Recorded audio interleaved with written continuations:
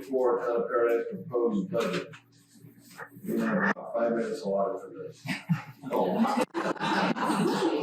Nice try. Okay, well, thank you, Mayor Boland. Good morning, Council. Again, thank you for your patience and flexibility this morning. Obviously, we're dealing with a few technical difficulties for internet, but we do have some workarounds in place. We do have your iPads with the agenda packets. They're also posted here on the screen. We are recording in live. We are recording the meeting to be posted after this meeting for our live stream to be posted in the record.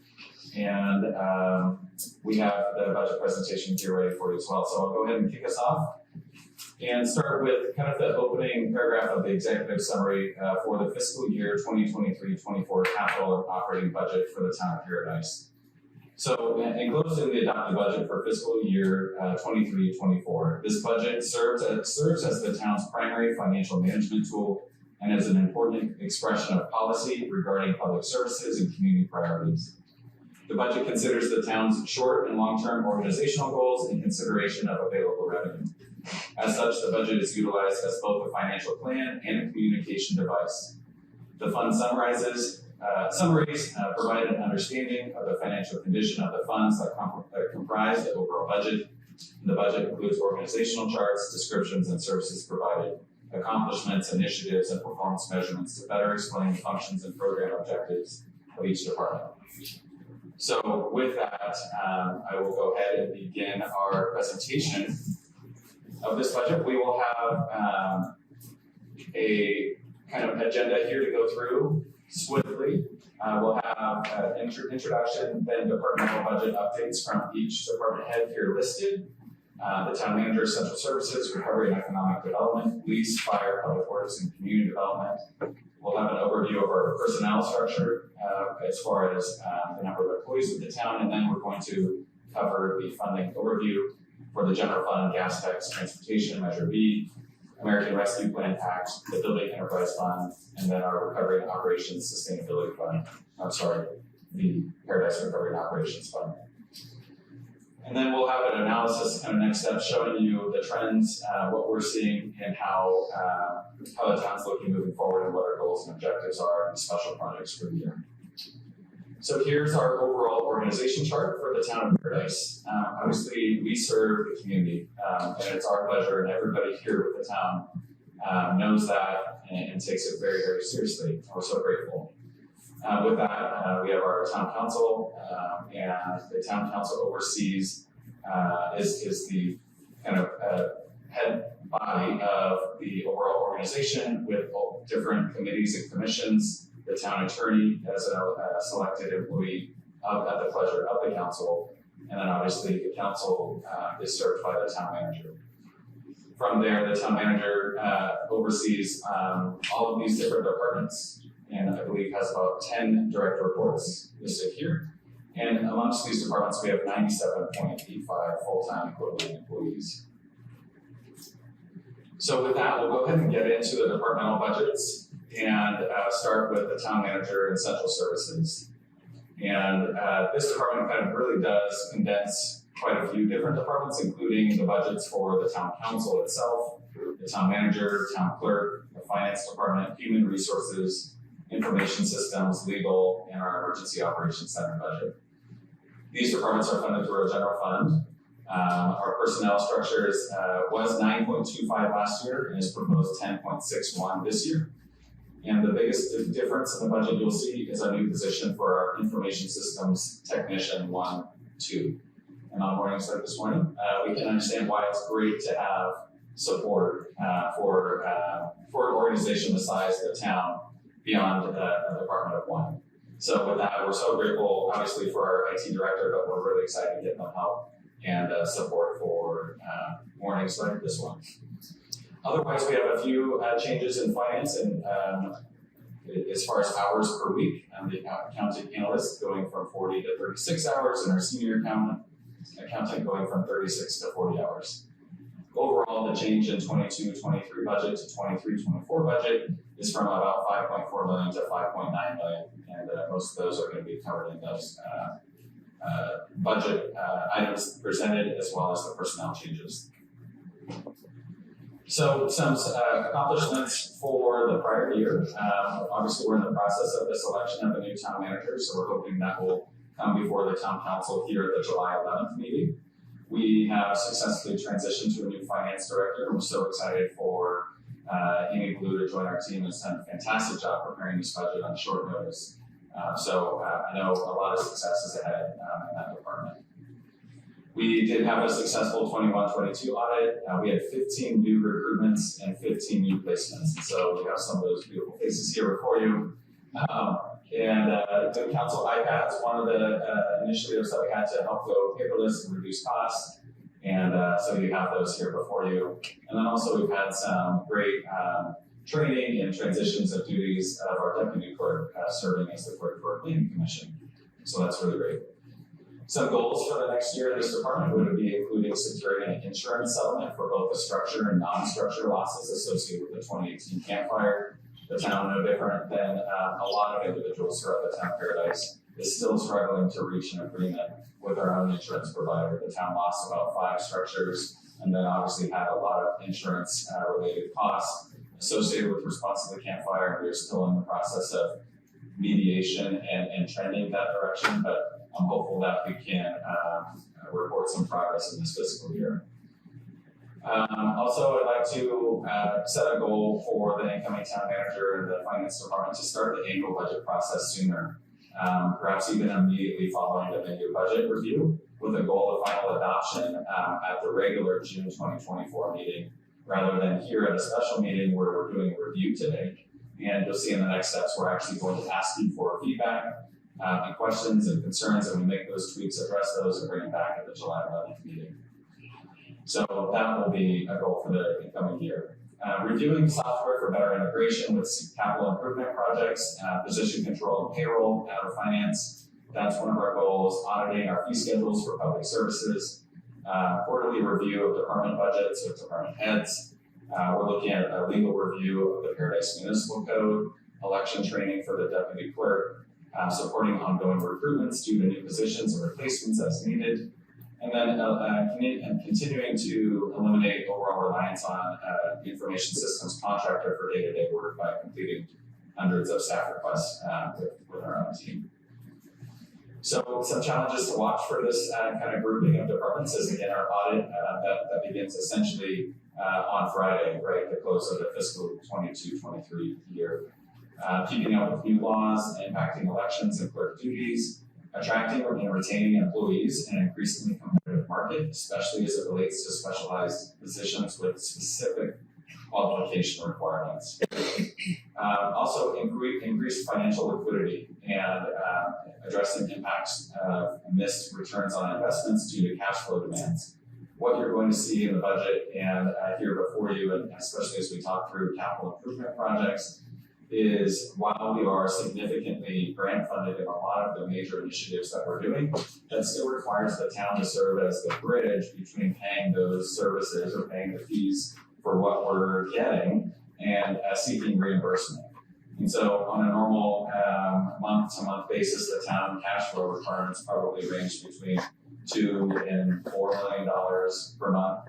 And we're seeing probably that increase between 10 and 12. And so that's huge. And then that means we have to plan really well with our investment partners, with our recovery funding, and then as well as make sure that the cash essentially is in the bank to where we can make those payments and not have any issues. But again, as I mentioned, when we have additional cash in the bank to bridge us from the expenditure to the reimbursement, that's funding that's not being invested and certainly not yielding a return on that investment. So we'll have more about that later as well. So from here, it's my pleasure to start with our first department director to go through the Recovery and Economic Development Department, Colette Curtis. Good morning. Good morning. Good morning, Mayor and Council. Thank you so much for this opportunity to talk about the accomplishments and the goals that we have in my department. I feel so honored to do this work. I say that all the time, but it is absolutely true, and I'm so proud of the work that we've done in our department and as a community this past year, and I'm so excited about the year to come. So, for the Recovery and Economic Development Department, you may recall our mission statement is to maximize the town's opportunity to recover resiliently and commercially and residentially after the campfire, to inform and engage our residents through public information, highlighting recovery opportunities for investment, advocate at the federal and state levels for legislation and funding specific to recovery from wildfire, and to restore the town's tax base by attracting residential and commercial investment. So the primary funding for this department is through general fund and grant sources. So most of those are the FEMA grants that are going to be talked about a little bit later. But those grants all have funding for administration, and that funding goes to funded positions in this department. So personnel has remained the same year over year. Last year we did hire 2 additional individuals in our department, and that has been fantastic. We are continuing to develop that and make sure that we're at the right level, but so far so good. That's going very well. In our annual budget, you'll see there seems to be quite a jump there, and there are a couple of factors that go into that. There are certainly some new investments that are being made within this department, including the TOT fund that was approved by council, that program that will be instituted starting this year. We also have the movement of some advocacy contracts moving into this department budget rather than being under the town manager. So some administrative things. But most of that number comes from the recovery projects and those FEMA grants that we have. And it's really an administrative change. We had all of this and this department's budget under a campfire special project previously, and we were separating those 2 out. So this is going to look a little bit different. And so that number really comes from the Category 4 tree removal program, the residential ignition resistance rehabilitation program, and the early warning siren project. So that's what that is. Great. And so this is, I'm always excited to talk about this slide, and this could have been a lot longer, but I wanted to try to keep it as brief as possible. And these are the things, of course, we talk about all the time, but really wanted to highlight this past year we enrolled 578 properties in the Category 4 tree removal program. I'm very proud of that. We are still waiting on FEMA to give us the go-ahead for phase 2, which is frustrating. That's a goal for this next year, and that is coming. So we have to go through that process. But our enrollment was very, very successful. We have started construction and are well underway for our early warning sirens. They are going to be completed very soon. And I'm happy to report we will have 4 additional sirens for our test this Saturday. So that will continue to improve each month. We completed the long-term recovery plan update and included 13 new recovery projects after public outreach and understanding how far we've come, documenting that success and what we've learned, and then adding to that. We also implemented at the council's direction the business investment grant program and the commercial sign removal program. Both were very successful. We are complete at this point with the business investment grant program. Those monies have been spent. And the sign removal program we are continuing, and I will be presenting some information on that program at the next council meeting as well, the next steps. We have improved our communications through our TV and radio communication system, as well as including a monthly newsletter. And we have maximized our advocacy efforts with trips to Washington, D.C. and many, many meetings with legislators. So we're really utilizing every opportunity we have in that area to advocate for ourselves and for communities like ours. And then we, of course, held the Prepared Paradise emergency training exercise on June 15th. That was very successful, and we'll have more wrap-up to come on that. So, goals for the coming year to complete that Category 4 tree removal program. Again, we're waiting for FEMA to move forward on that, but we have done all the legwork that we need to do in the background to be ready to go.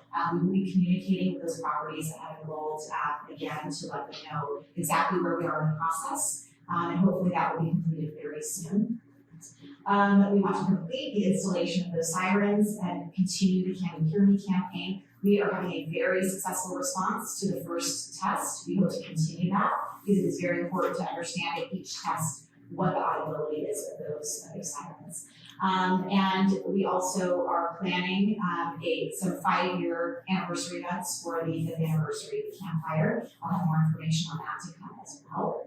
We're also identifying funding sources and implementing more business incentive programs. So that is a major goal for this department in the coming year. We are doing everything we can to attract businesses and support the businesses we have here. But something that really is missing is a strong incentive. So we started that last year with the Business Investment Grant Program, and we want to continue that in the coming year.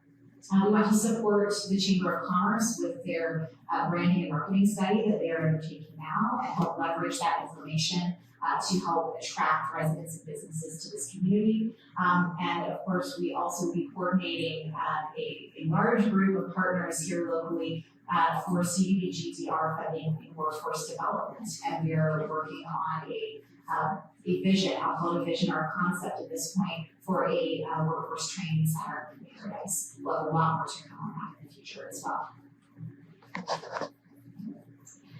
So challenges to watch. I tried to keep this very brief. There's many challenges, of course, and very general.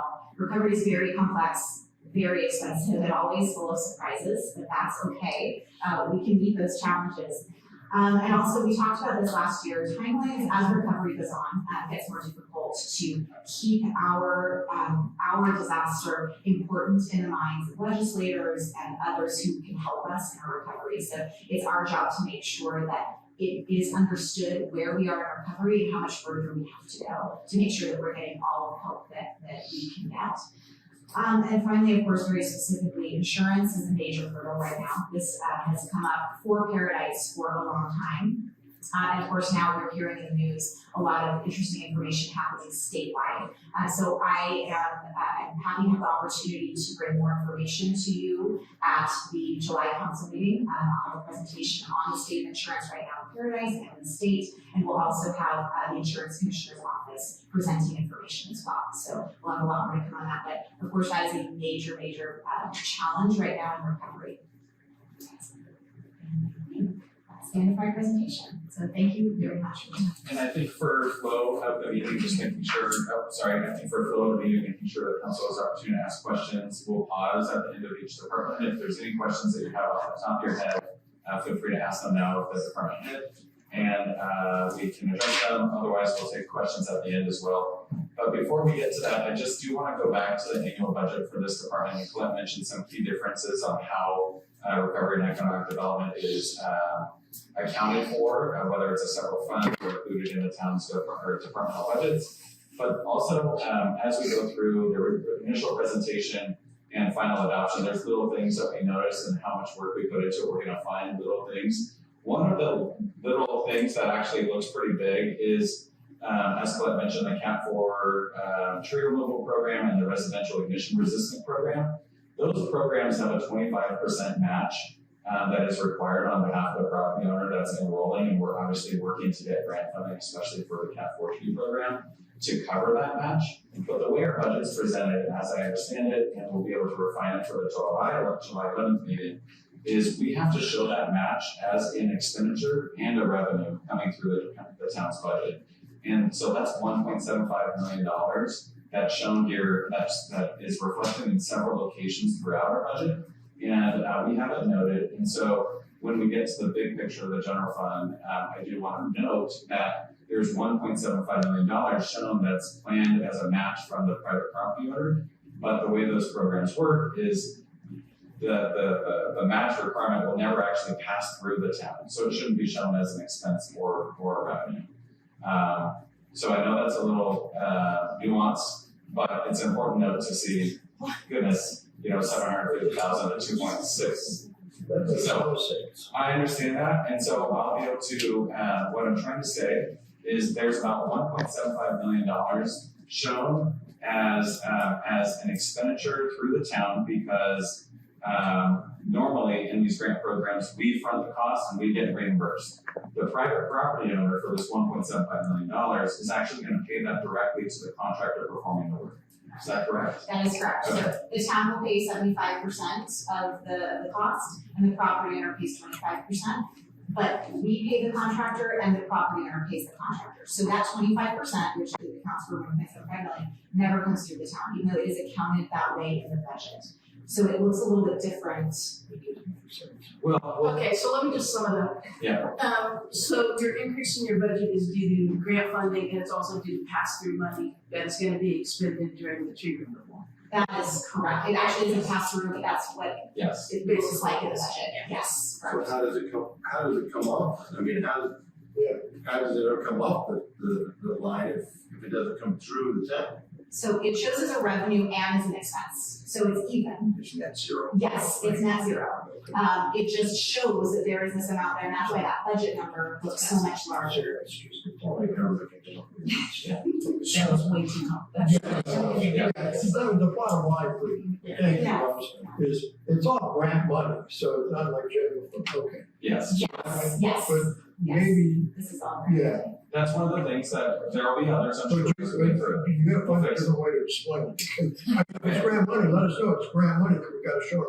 It's pass-through money. Just look at it as pass-through money. Yes, that's how it's shown, but it's incorrectly shown. Right. Correct. It's not passed through. Unfortunately, it is complicated, so we're trying our best to make it as simple as possible, but it is complicated. Thank you. Any other questions for Colette? So I have a question. So we've taken the big difference in the budget, we pulled it out of another, the general fund or? So it's really a special fund that was created for the campfire, so anything that, any costs associated with campfire, any TA projects, any hazard mitigation projects, anything like that was put into a fund for the campfire, the 2019 fund. And this department was initially part of that fund. This year, we are separating those two out because it just doesn't make sense, even administratively, to have those together because there are additional things this department does that are not specifically in that campfire umbrella. So doing that, you're saving on the other end where you're taking. Yes. So what is the actual increase in the budget? So, From the 750 million to the 2.6, what are we adding? Yeah. yes, so, I mean, it's in there, I mean, that is the number, but if we took that, if you wanted to take out the category 4 treaty program, the residential admission program, and early warning system, if you took those out, I don't have that number in front of me, but it is much less than that. So it's things like, so there are the TOT, the 100,000 for the TOT program. There's an additional $20,000 request for the 5-year anniversary events. There is an additional kind of collateral video marketing amount in there, so things like that. But you just changed what Clyde said. Changed the Clyde. Yeah, exactly, yes, it went from one fund to another fund. Also, our contracts for the Ferguson Group and Brown Investment have been moved into this department because those are our lobbyists. Those contracts existed under the town manager budget previously, and now it's under this budget because this is where it should be.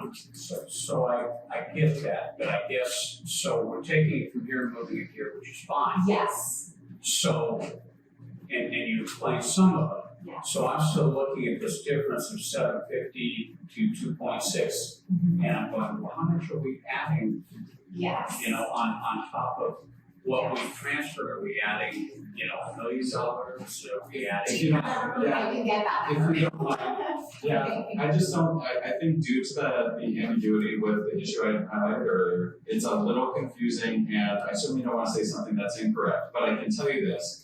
The increases in the budget year over year are really nominal or minor at best.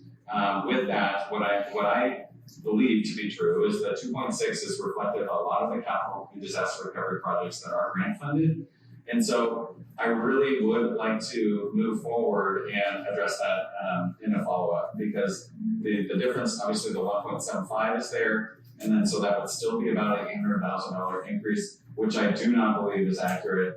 And I believe that 2.6 number is inclusive of other capital disaster recovery projects that again are pass-throughs for the grant funded program. So correct? Fully understood, that is a little unclear, we'll get it right and bring back the correct numbers. So what I'm looking for, just to make it clear, is what is the net that we're adding? I Yes. don't care that we're moving it Yeah. from wherever. Understand? Are we adding $500,000, $1 million, whatever? That's the figure I'm looking for. Yeah, we will get that for you.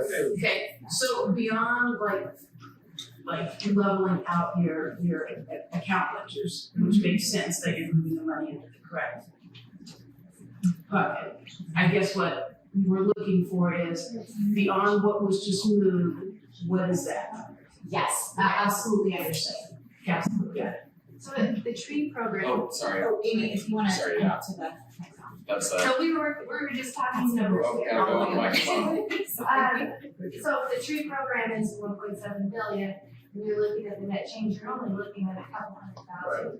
It's not a significant change as far as, if you look at all the programs and projects that she's working on, you're looking at a couple $100,000. It's only 130, 140,000. Right. 200,000. So, I mean, if you're looking at some of the items that she just described, that's easily $150,000. So it looks big and it looks scary, It's not plain, it's But just not it's- clear. it's correct, but we're gonna know the trees. I mean, that is the big jump, the rest of it is the small programs that are coming through, but we'll be sure to provide the. So as we get further down the budget, council members will be able to see where this money came out of another pot. Yes. So that we make it a little clearer. Yes. Okay. Any other final questions for Colette? Way to start, but Thank you so much. Good job. All right. So with that, we'll go ahead and move on to the police chief, Eric Reynolds.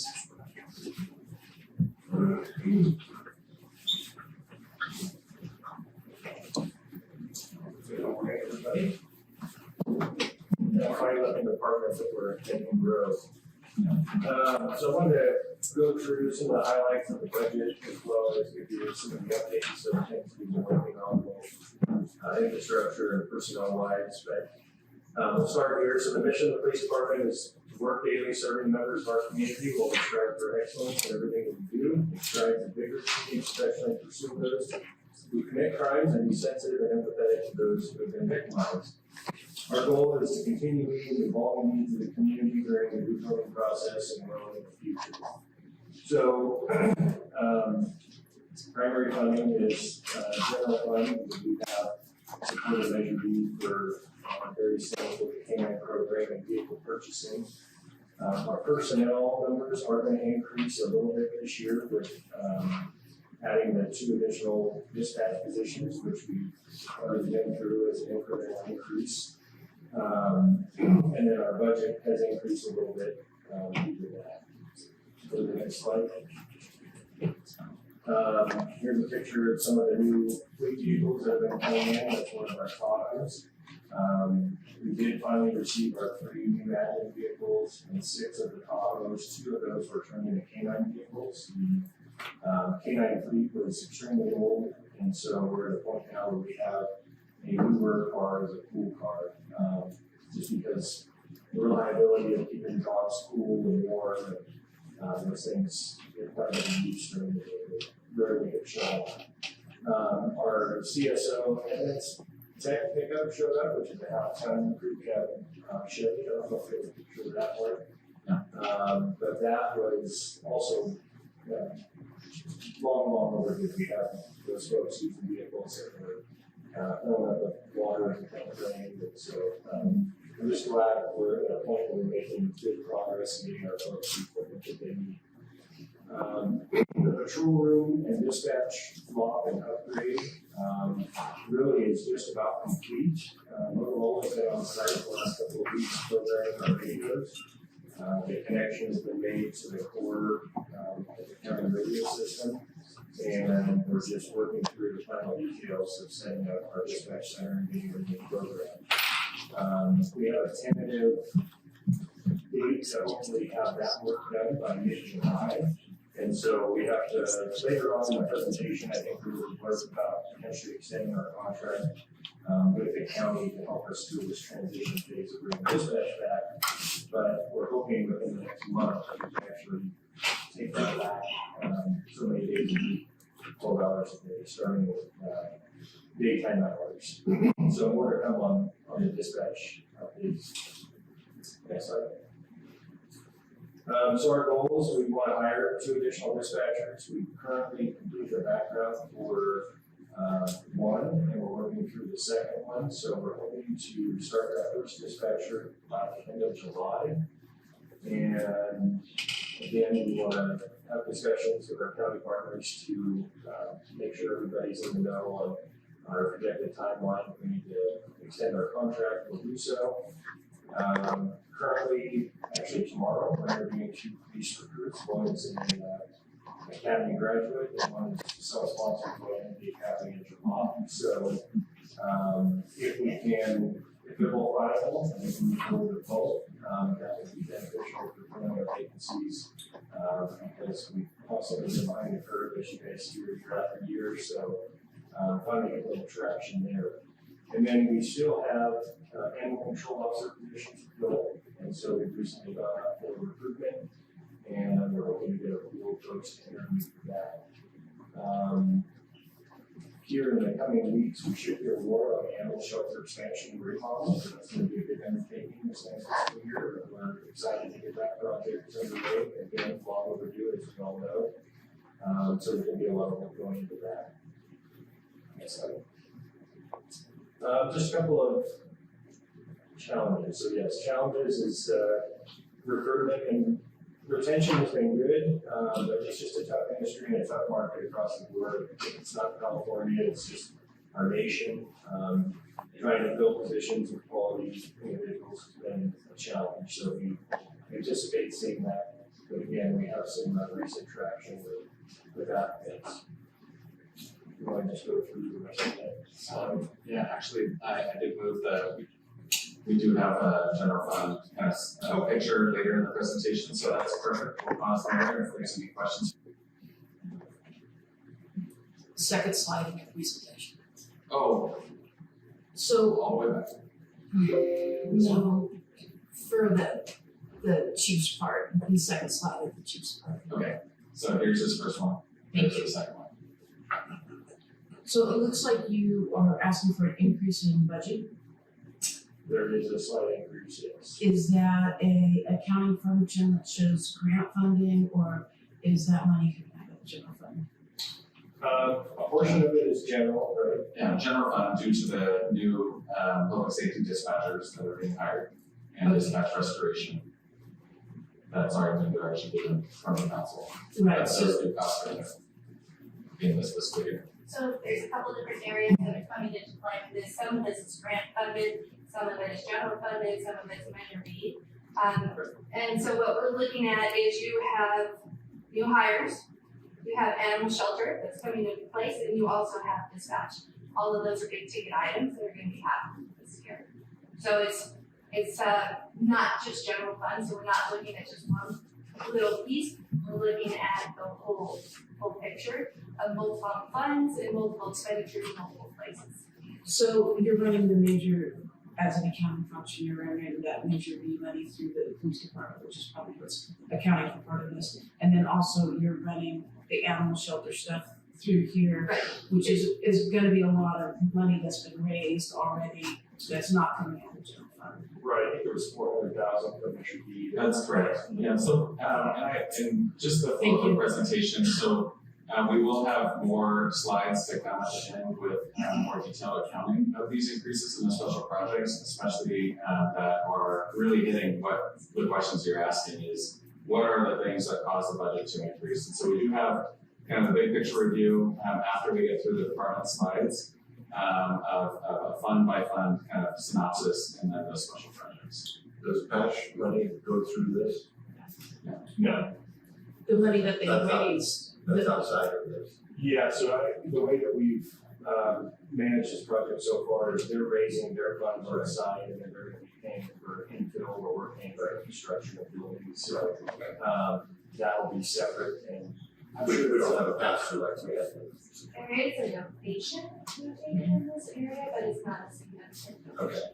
Okay. It's I mean, because donations do come in, and when you're looking at governmental accounting, when you're commenting on a department, when we were trying to summarize, we wanted to give you the overall picture. So that means general fund is coming in here, Measure B is coming in here, donations is coming in here, but overall it's contributing to the bill of the department. So to exclude a piece would be an oversight, because really it's all contributing to the expenses that are being paid out. Right, I think Pat has like $500,000 or something put into it. Yeah, I anticipate they're gonna put a presentation together after this last push of, these two for donations. So just for clarification, there's donations that come in the police department for the animal shelter plus Ash has their own donations that they're holding on to that are going into the.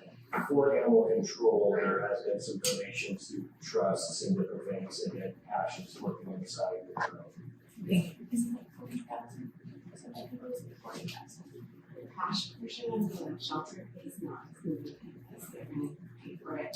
So yes, so the shelter is just. So just a question, I think with the $500,000 for Ash, my understanding, I recall from their presentation, is basically the interior of the building, they're gonna outfit with the tables that are needed and all of this. The town is going to do the actual structure because the town owns the property in the building, is that correct? That is correct, yeah, and there's other grounds improvements, fencing and play yards and things like that, so, we'll get more as a presentation on that once we actually move forward into the construction phases. Well, that's kind of way overdue, because we've ignored that shelter for a long time. It's gonna be a very nice facility when it's done, that's for sure. Thank you. Any other questions? And so, Alright, yeah. Morning, Mayor, Vice Mayor, Council. So, we'll dive into the mission statement. To integrate fire protection and natural resource management and fire prevention are a single mission on behalf of the state and local communities. We strive to ensure the highest level of environmental protection in all of our operations. So as you know, the contract with the town of Paradise and CAL FIRE has increased, and that's where the majority of the budget increase that comes along with this for this year. The primary funding source is out of the general fund. There is some Measure B that comes back into it, specifically that's for equipment replacement. For the accomplishments, you guys allowed us to do the Station 81 remodel, built in 1965, so much needed, very well improved, and boosted the morale of the troops, the fire station. We purchased a new engine 82. We're still about 2 years out on receiving that, just because of the time delays. Now they're out for about 5 years to get equipment built. We purchased 2 new utility vehicles. So potentially one of those going to Rick Manson, and the other one we need a utility to replace the older Expedition that would get passed out to someone else in the fleet. Working with code enforcement and the building department, will publish the online fire hazard inspection map, which should be updated here again shortly for the next round of inspection that we just completed. So for this year, we're looking at the biggest improvement that we need would be Station 82's roof. We have leaks, we have issues with that. It's much needed for it. We're looking at the VHF radio system at Station 81 to get upgraded.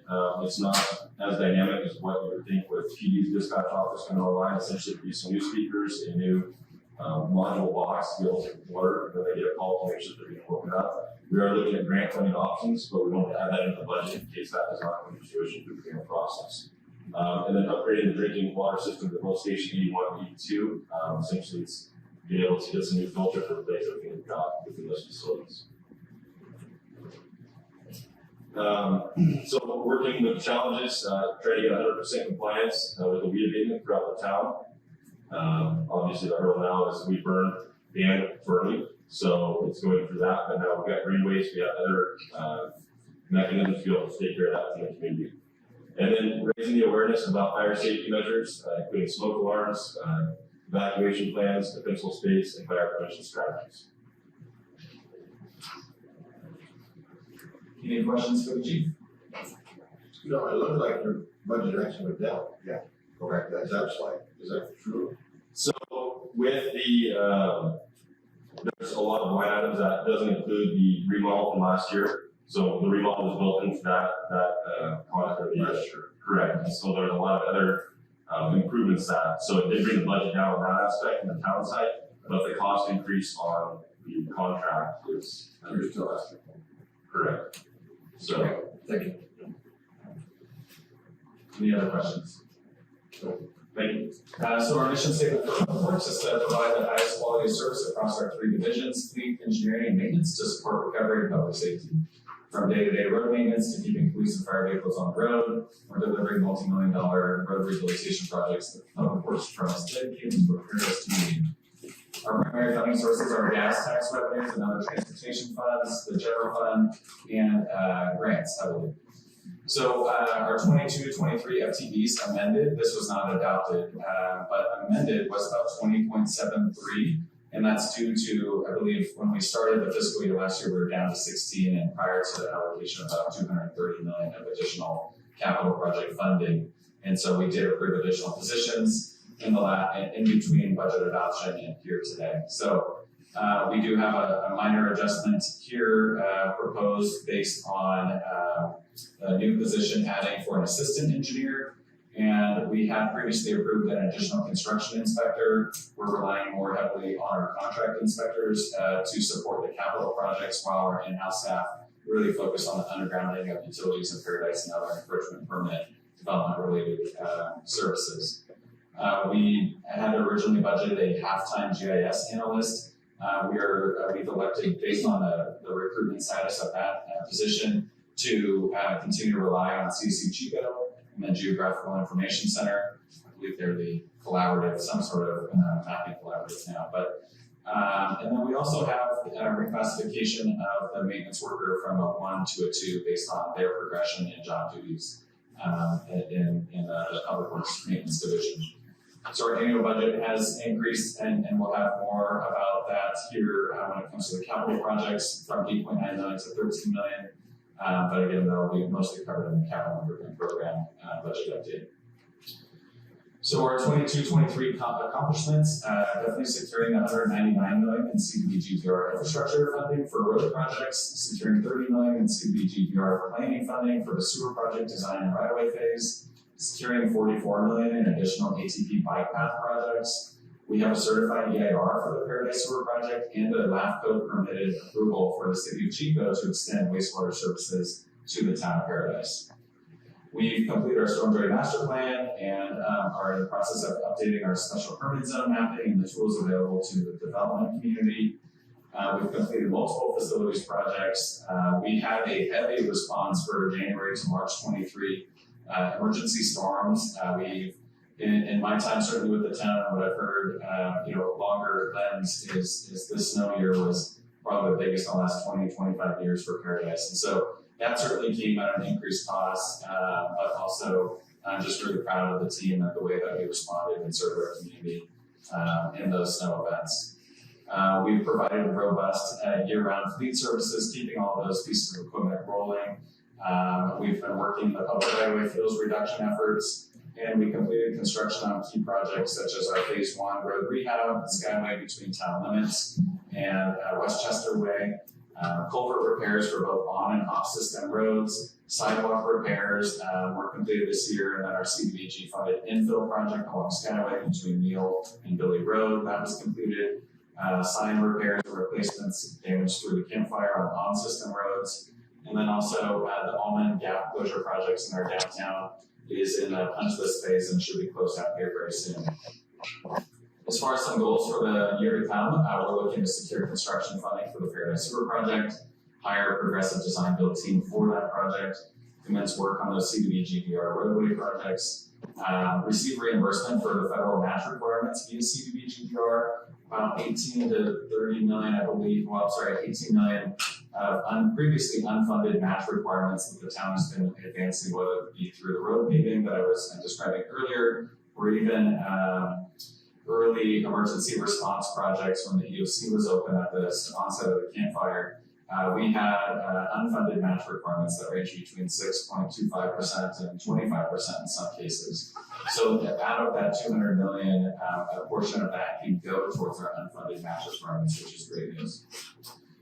So receiving those reimbursements for those projects is going to take a lot of work though. We are looking to start work on our formal 30-month fuels reduction project through Hazard Mitigation Grant Program. That's again in the public right-of-way, pending FEMA approval. Again, this project started the same track as the early warning sirens. that is still under construction, yet we have, because of the way the project was viewed and in conjunction with a few other hazard mitigation grant program projects, that project has not started, and we're waiting on that approval and working every avenue to get that approval and move forward. But that work includes a 30-month agreement to provide funding for three additional public works maintenance workers, equipment like masticators, trailers, and other fuels reduction work for us to work, have a dedicated crew to do nothing but fuels reduction in the right of way for 30 months. So that's really exciting. We're hopeful that we can start that this year.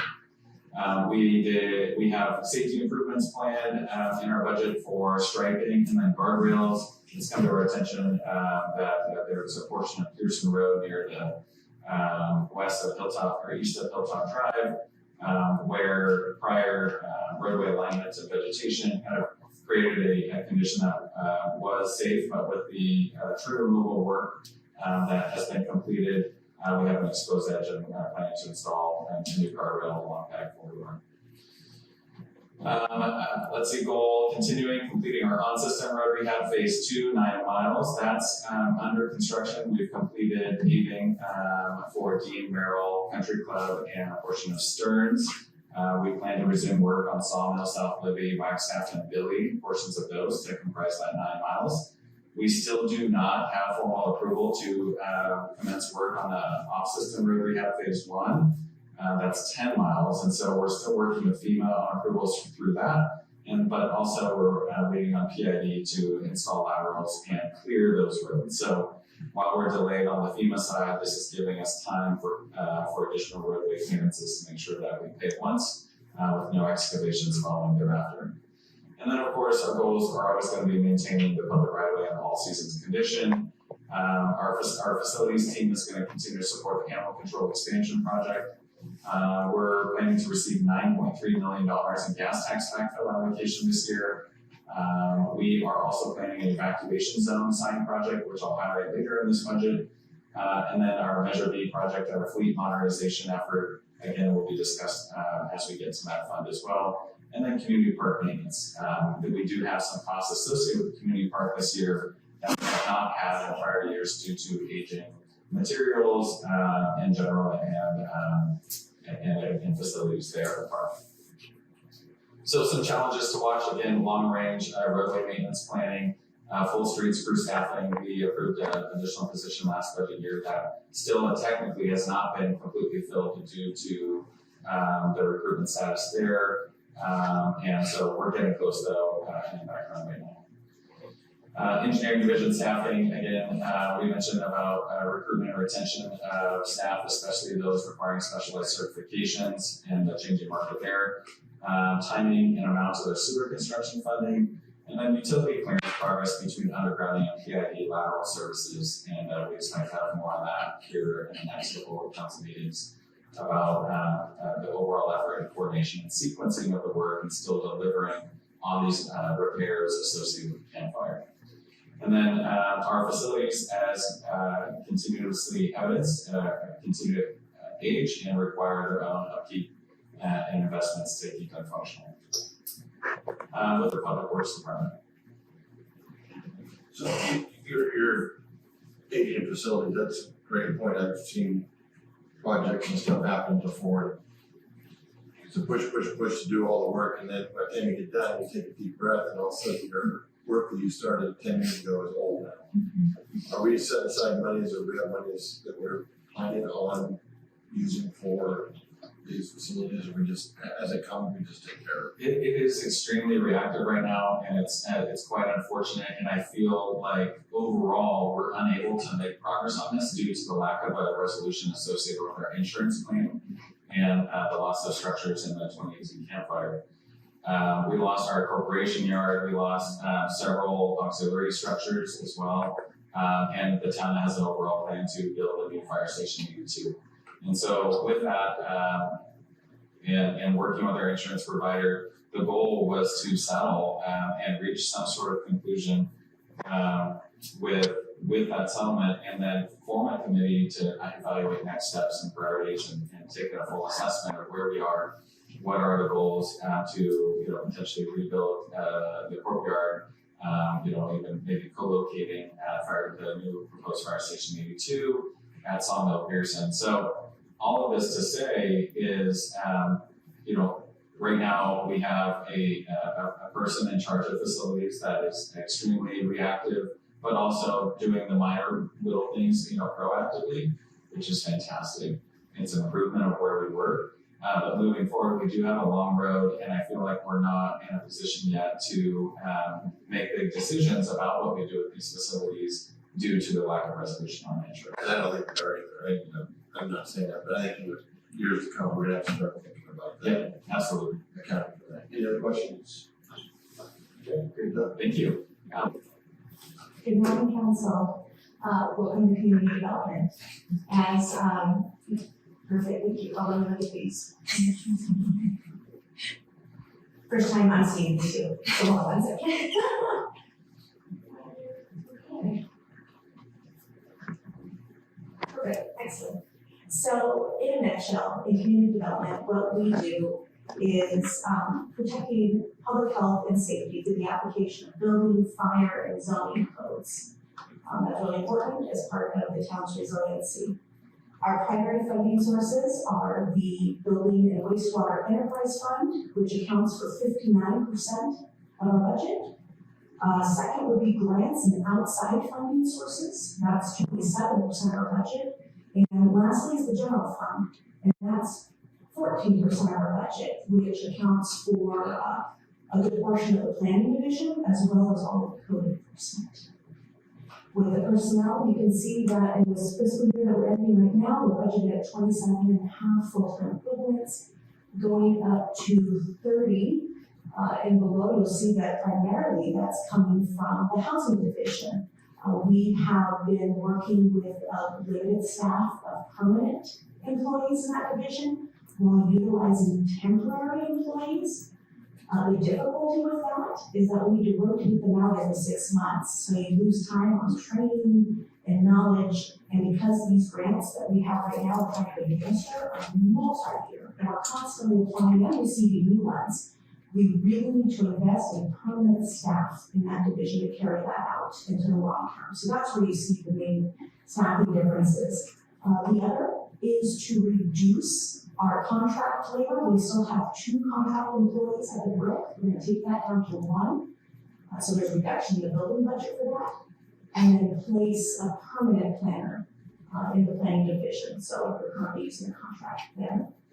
And part of, you'll see that we have changes. We move the contract planner as well as we have an office assistant that just has the capacity and the know-how to take on additional job duties. So we're asking for a reclass to an administrative assistant for that. Budget numbers, we're just slightly down from last year. We are very conservative when we budget building numbers. We truly look at the trends of what we're taking in, what we're processing.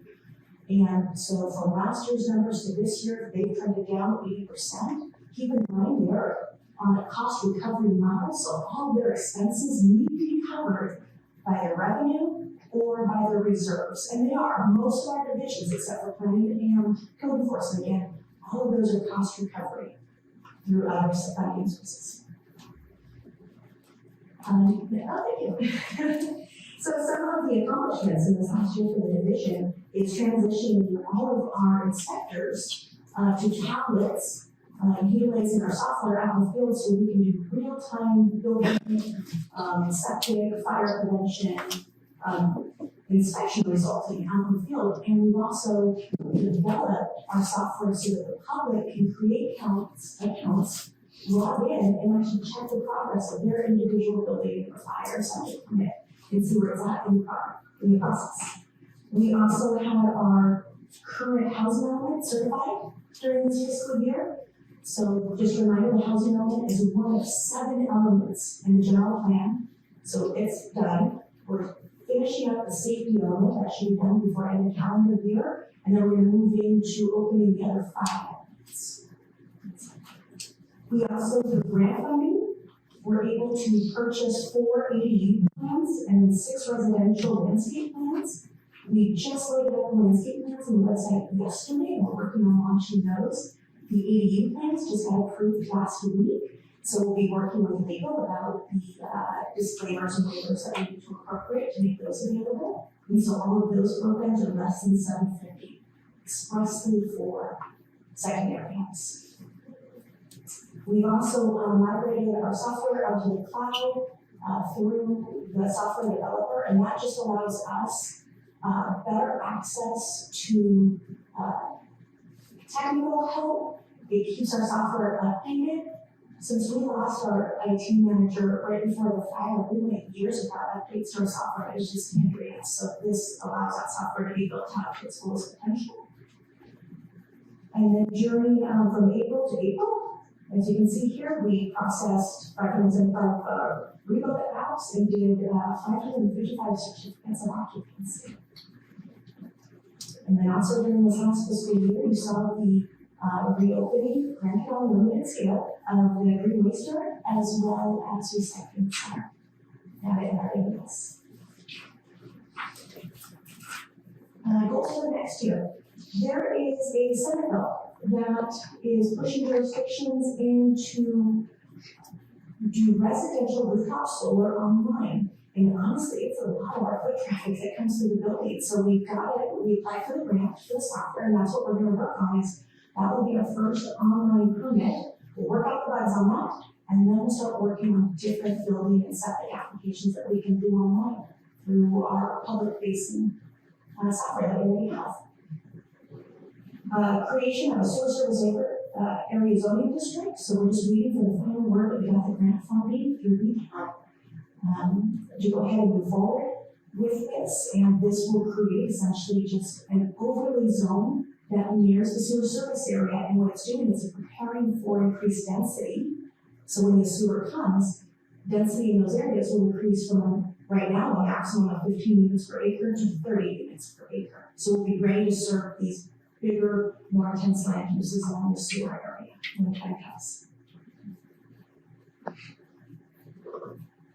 Just kind of as I touched on earlier, increase efficiency by expanding our online presence. So we really are working towards getting more and more applications done online.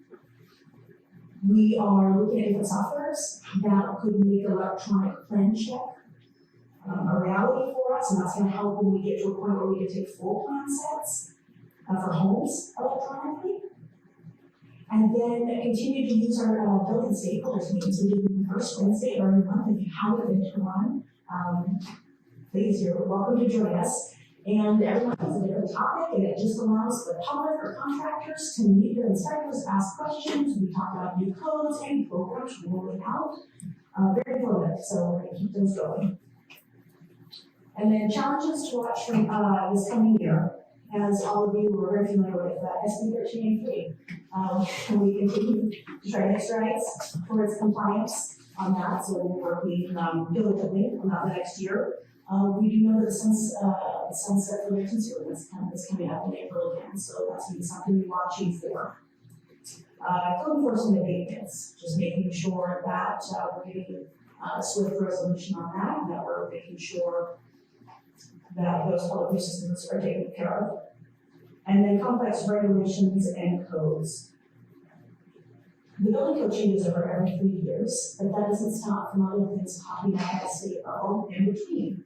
So it's constantly keeping abreast of those, sharing those through the stakeholders meetings or whatever avenues we have, and that's why you see us come back with municipal code changes at least once a year, always reactive to these new codes and laws. So that's something for us to watch for. And then just finally, before I open any questions, I just want to point out some of the items we have in our budget. We are carrying over in the planning budget $800,000 for a general plan consultant, and that's coming from special funding that's set aside just for that. It's funding we collect through the building permits we issue. That's only purpose is for the general plan updates. It's not general plan money. Every year we take in over $300,000 towards that account, so now we're just continuing to draw upon it. So I'm asking, just like I did last year, for $800,000 to be carried over because these last 5 elements, as we go into those, that's where we'll really start to tap into that reserve fund. Another is just building maintenance costs. While the brick was donated to us, it needs maintenance. So you'll see there's improvement money budgeted Last year, we put money aside to do the septic, we're gonna be starting that probably next month. There is dry rot on the work that needs to be taken care of, that's part of this year's budget. We also, through last year and this year, and I think maybe even next year, we did LED retrofit through PG&E to help reduce our PG&E costs, so we're still paying that off. And that's coming out, primarily out of buildings enterprise fund. Another, as we mentioned earlier, was the long-term staffing in the house and making sure they're sustainable into the long term. And then replacing that contract plan with permanent plan. And so if there's any questions. You said, I went over to one, Yes, sir. that housing was trending down 80% last year. No, we only budgeted 80% of the budget that we had last year. So we're down 20%. Any other questions? Okay, good. Okay. Thank you. Thank you, Susan. Thank you. The meeting is, the goal was to have the department heads present kind of the big picture, what they've accomplished, what they're gonna do next, and the challenges ahead. From here forward, it's more kind of a review and analysis of the specific funds and kind of what goes into the actual budget itself. So when we start with personnel, here's a look at the chart that we've seen before that looks at our overall split of town full-time equivalent employees, in-house versus external contract employees, starting in 2018-19, and in 19-20, 2021, 21-22, and then this, I'm so sorry, fiscal year. It's 2.25 versus 97.85 for the 23-24 year. I'm missing one column here. I'm really sorry about that. So, That would be the, and what column would that be? that would be 23-24, the one that we're talking about, that has us at, how many, It's 2.25 contract and 97.85 full-time. perfect. Wait, so we're growing in contract. No, No. no, decreased We're From decreasing. 7 to Yeah. 2. from 7 to 2.5. Thank you. All right, so now let's get into the funds, and we'll go through general fund, gas tax, measure B, ARPA building, and the Paradise Recovery Operations Fund. So with the Paradise Recovery and Operations Fund, this is new to the council, but it is really helpful for us to account and properly discuss the PG&E settlement proceeds, and they're reflected in the budget as the Paradise Recovery and Operations Fund, or PRO. PRO better defines the fund's purpose and importance to the town's future and solvency. The fund source originated from the town's settlement amount less fees was $219 million. And our goal with these funds is to utilize them as a 20-year recovery continues and traditional revenues return, supporting critical operations costs in the meantime. And you'll see a little bit more about that when it comes to our fiscal sustainability model update. So when it gets to the general fund, the summary here is a breakdown between the 21-22 actual, 22 and 23 estimated actual, and our proposed budget. So our 21-22 total financial uses was about $16 million. This current fiscal year that we're closing out is about $19 million, and the proposed budget here is $23.3 million. Obviously, the $1.75 million that I talked about earlier is included in that $23.3 million. That will be revised accordingly to talk about those program participant proceeds for the match requirement that will trend this down. The further, as we get through the slides, will show where this increase from 19 to 23 really comes from. As far as our overall reserves, here's a breakdown of our 21-22 at $218 million, 22-23, $209 million, and then this proposed budget year, $203 million. So the decrease in the reserve from 21-22 was about $9 million. The decrease in the reserve from 23 to 24 is about $6 million. And we'll have updated numbers on this as well.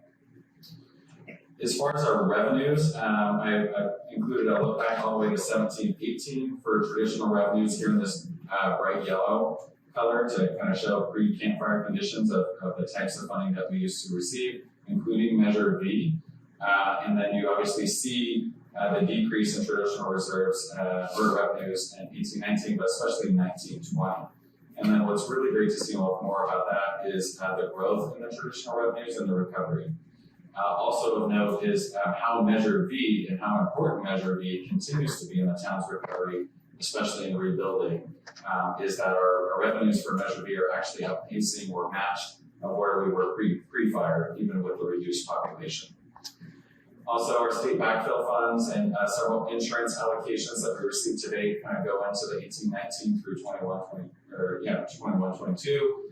And then what you see is the pro funding transfer, again, to help balance the budget year over year and as that moves forward.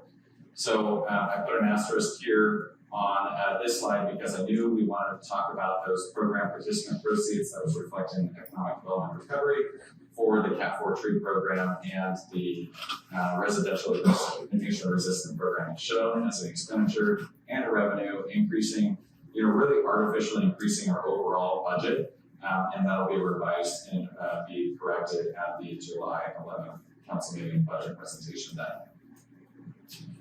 So getting into Measure B, which originally started at Measure C, was a 6-year temporary increase, and then Measure B was a 10-year extension of the half-cent temporary tax, which will automatically expire on March 31st of 2031.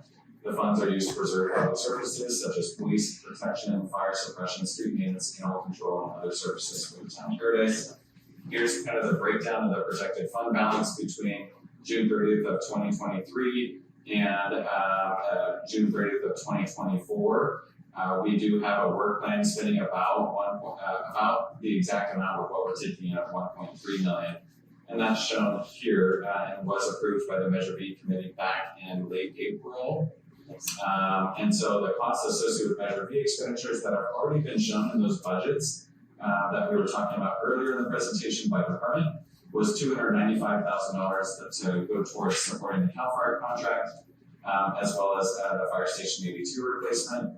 The police department budget includes $334,000 for 2 Tahoes and 1 VIPS vehicle, training and cadet sponsorship or hiring incentives as well. Animal control has $355,000 proposed in Measure B, which includes reduced staffing support, and that was something that was set as a priority of the committee, as well as an overall goal to see that number of operations costs be included in Measure B to really look. The committee really wanted to see increased projects that are not staff support based, and so there was a $150,000 reduction of staffing support through Measure B that is now burdened by the general fund. The operations support for other supplies, materials for animal control is included in Measure B.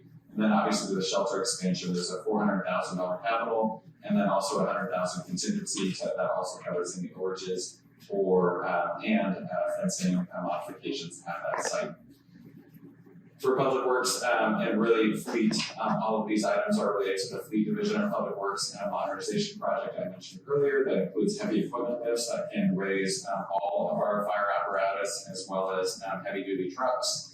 Lighting upgrades and roofing repairs at the fleet repair shop, a new field utility truck for staff to respond to mobile repairs as needed, and then an exhaust evacuation system in that department. Right now, vehicles that need to be tested with vehicles being on and indoors really does present a precarious situation for staff. So this will be great to have an exhaust evacuation system so they don't have to move those vehicles outside into the weather.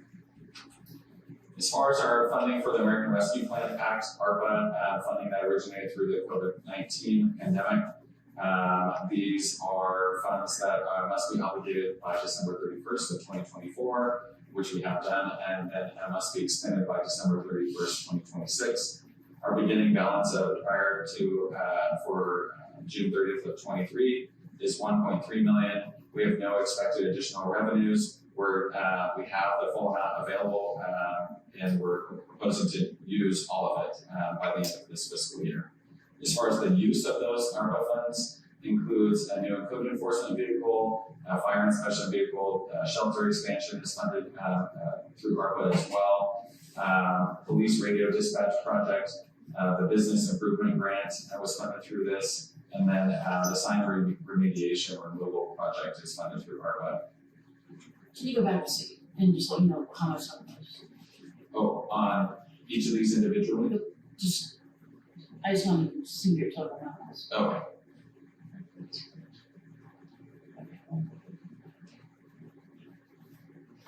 Thank you. Great, and then so getting back to kind of the general fund, which is inclusive of Measure B, and inclusive of ARPA and funds, one-time funds through ARPA that show as a general fund expense, but a lot of these are temporary one-time funds, right? And so while you see increases in expenditures, but it is to spend the money that we've been allocated through these one-time allocations. So here's how that breaks down on a use by department included in the budget. Police department, 32% of the budget, and fire department, 25% of the budget. This is not unique to any community in California, let alone Paradise. Public Works, 6%, animal control, 2%, community development, 7%, and state emergency, I believe that's 50, recovery and economic development, and 12%. Yeah, I'll have to verify that. That doesn't sound right to me though. What is other category? Yeah, other central services, town manager, council, HR, finance, and so there's admin. Yeah, I need some additional clarity on the breakdown between admin, other, and emergency here. If Amy could help me look into that before the end of the meeting, that would be great. Otherwise, we'll have more information there. I apologize. So getting back to police, this was one of the slides originally moved earlier in the budget, but just kind of goes through the percentage of the town's overall budget for running the police department, 40%, 41%, 35%, 32%, but again, hovering right around $6.5 million. And so if the chief wants to add anything here about police and general fund use, that's good. So we had modified some of the slides, but one point I wanted to make on dispatch funding, we had that capital improvement projects fund. Originally, we had planned to install a microwave link for this radio system, and we budgeted, I think, $786,000 for that project, somewhere in that neighborhood. Some work was put into that to ultimately find out that that wasn't going to work, and now we're using a fiber connection between the hub and the PD. So there is going to be an ongoing cost with that, and we're still working with IT to find out what the monthly and annual cost will be to the connection point. So the funding that we had allocated for that one-time microwave link was going to come back and be reallocated for let's just say 12 years of service for what those costs are going to be for that radio connection. So I don't know if it's in this presentation or not, but that is something behind the scenes that's going to be shifted over so that will be carried forward. Thanks, Chief. Appreciate it. So as far as the overall general fund uses by category between personnel, supplies, services, capital outlay, debt services, and transfers out, you can see the difference in growth. And really in each category with one minor exception here. But personnel remains to be the primary cost and supplies and services there shortly behind it. As far as our animal control budget, this does show the expansion. So the animal control budget in 2070, it has heavy expenses with normal revenues through Measure N, Measure C, or Measure V. So shown here, but again, the expenses are higher than the revenues, and that's not unique either to this fiscal year, even without the shelter expansion project. But with that project, it's definitely more acute. So prior budget years, we were about $510,000, and again, I mentioned we have about a $500,000 expansion project included in this year's budget. But revenues for Measure N continue to be inadequate at all. That was the $1 per parcel per month district or tax that was passed long ago to support animal control, and the town continues to have to support animal control through other means, whether it be the general fund, Measure B, and donations. Okay, moving on to gas tax and transportation. This is a slide that you were familiar with from last council meeting. Our revenues associated with the population loss and how gas tax is calculated at the state level declined from 1.397 million to about 482,000, and the difference between 21-22 to 22-23.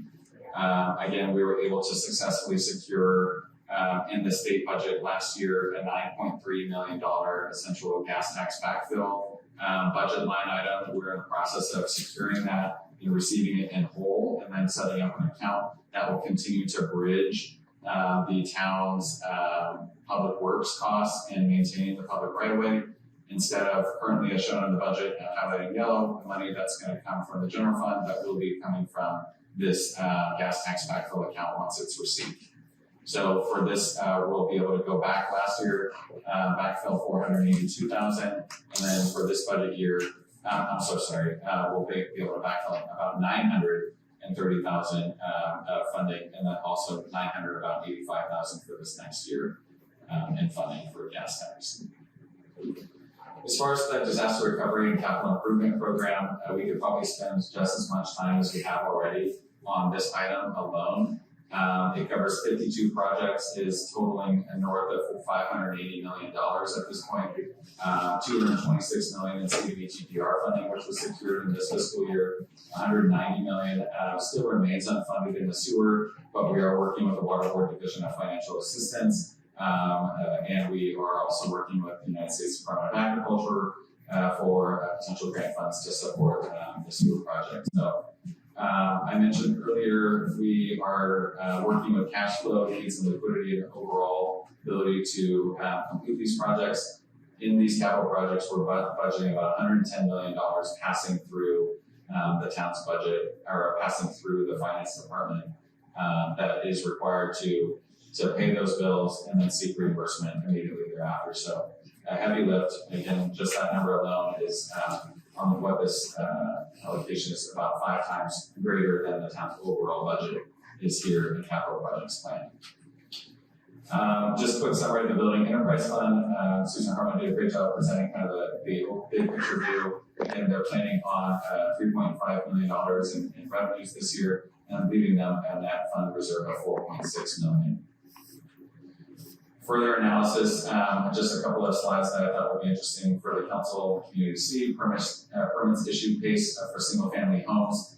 You can see this timeline progressing from March of 2019 to June 2023, and kind of the peak occurring in January 2020 with 110 permits issued, and then kind of overall ebbs and flows of overall recovery. And you see these trends, and you saw that our budget reflects these trends. But it can't be really understated about the impacts and the timing of interest rate hikes that occurred back in really in earnest in April of 2022, where our permit numbers being issued really kind of hit a peak really at 74, but really we're hovering between the mid 40s to low 50s. Then interest rate hikes hit, and then they're kind of mid 40s. We had a couple of good months with mid 50s or low 50s.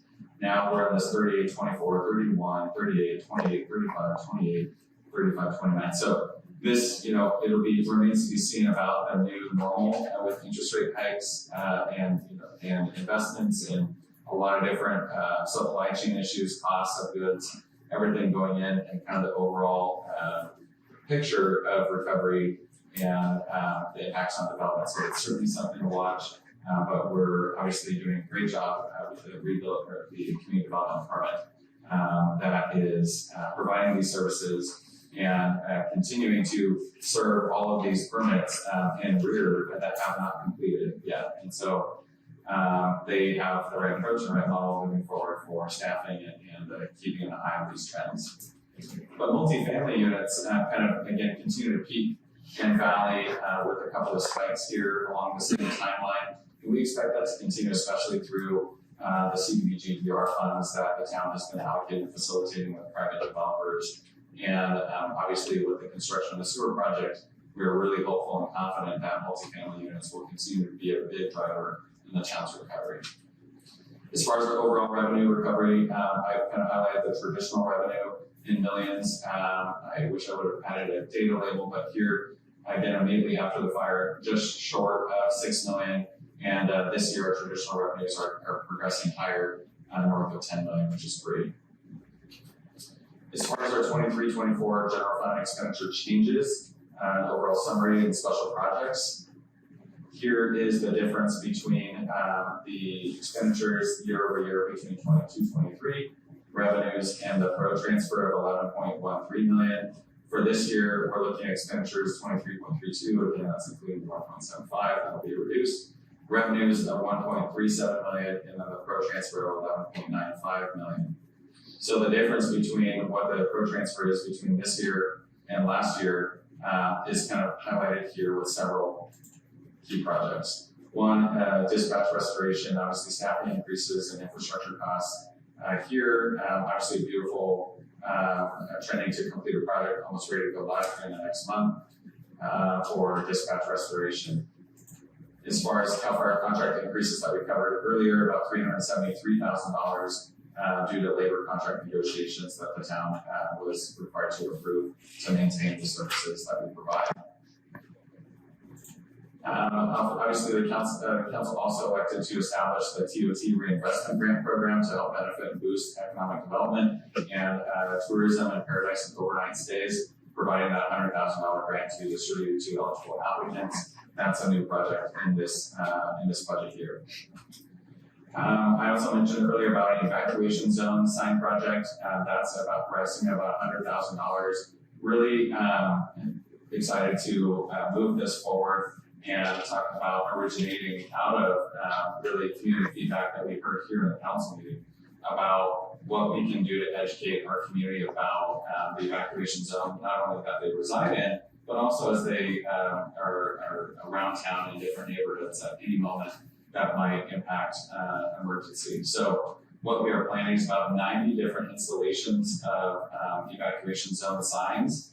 And this type of approach is familiar to many coastal residents where you're entering or leaving tsunami hazard zones. So similarly, we're proposing a emergency themed sign custom to Paradise, and really has, from what I can tell, for especially wildfire prone communities, has not been implemented in this fashion, where we have obviously these 14 different zones in Paradise, and these signs, as people are driving, picture a 2-foot by 4-foot sign on the roadside edge telling you what zone you're entering and what zone you're leaving.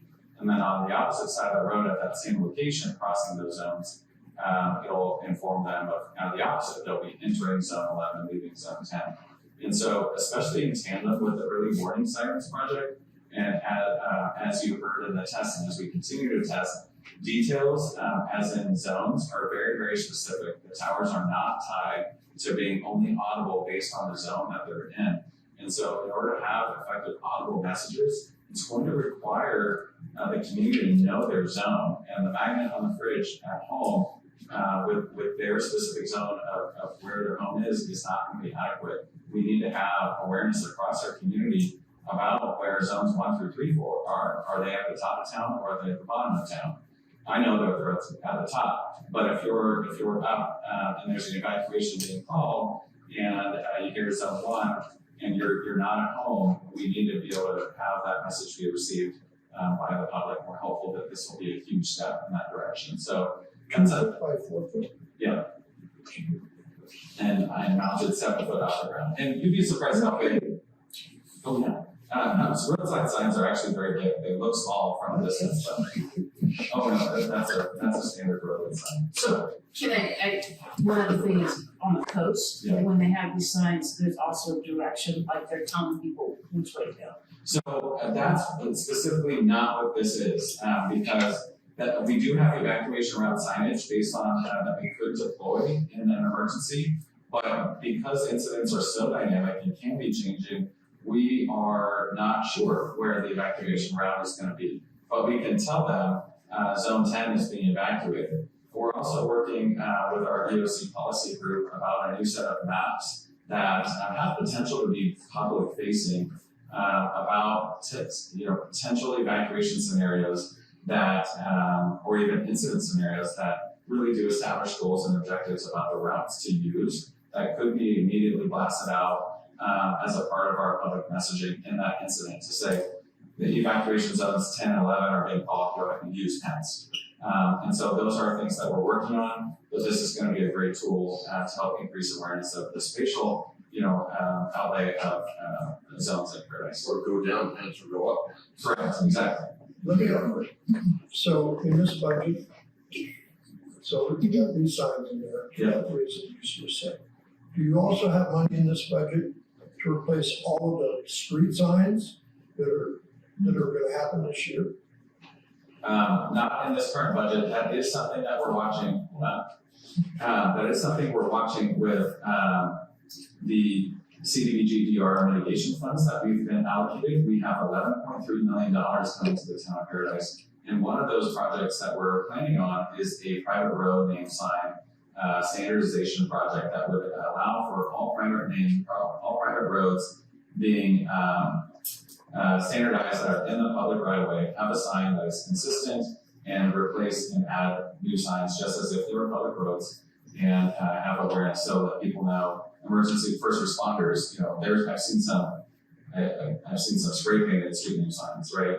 And so the goal is to fix that, and we plan to propose a sign standardization project out of that $11.3 million allocation, but that funding has to come to us. We'd be glad to, based on the priorities of the council, to adjust policies and procedures and the projects that are important and spend general fund money to do that, but we're trying to maximize the costs and benefits based on funding that's What available. money is this? This is general fund money. Okay, that's my point. Yep. Are you telling me as of today, all of the public road signage has been replaced? No, Okay, that's my thing. If I'm gonna, when is that gonna become a priority? I mean, you're gonna spend $100,000 to put up evacuations. I'm saying they're not necessary or not, for all the reasons you said. But I mean, just plain common street signs, 5 years after the fire that are not even replaced yet. When does that become a priority? yeah. I can absolutely, modify, priorities of the Public Works, Streets Division to do an inventory for remaining signs that have not been replaced. I mentioned we completed the sign replacement project for on-system roads. We did not get an approved project for off-system roads for signs. But the second I take off streets crew from weed abatement that they're currently doing right now and fuels reduction efforts to do signs, it's again, a policy priority direction. Yeah, I'm not disagreeing with we need to get signs, but I think we need to get the underground done. Yeah. Because I'm seeing stuff going out with the underground. yeah. And then once that's done, we get the pavement on, then the street sign going. But with all of these things, we debate all these priorities with our small little public works group. Yeah. We're gonna take $100,000 out of general fund money to put up these evacuation zone signs. When, I just, if it was grant money, I have no problem. But we're not gonna take any money out of general fund to just replace our own signs. That's kind of our responsibility, and I understand your point. They wanna, there's some certain intersections that they're gonna tear up. If they do, they gotta put them back. But I don't know, it's just kind of one of those. Yeah, absolutely. And that's what this process is about the presentation of the goals, objectives, and priorities of the council, the community, and we are here to take direction. So, Thanks.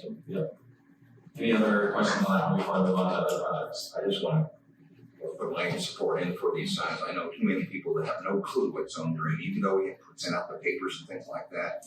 We can't push this down because we have other priorities up.